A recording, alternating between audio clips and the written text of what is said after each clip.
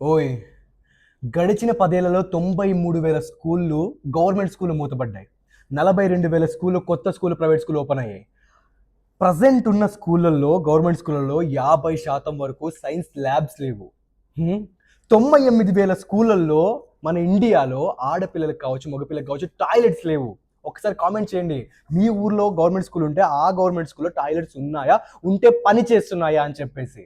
అలానే ప్రతిరోజు 25 school government school close అవుతున్నాయి. మీకు ఆ విషయం తెలుసా? మన ఇండియాలో ఉన్న దగ్గర దగ్గర 1,00,000 గవర్నమెంట్ స్కూళ్ళల్లో ఒక్క టీచర్ మాత్రమే అన్ని సబ్జెక్ట్స్‌ని ఆ స్కూల్ కవర్ చేస్తారని మీకు తెలుసా?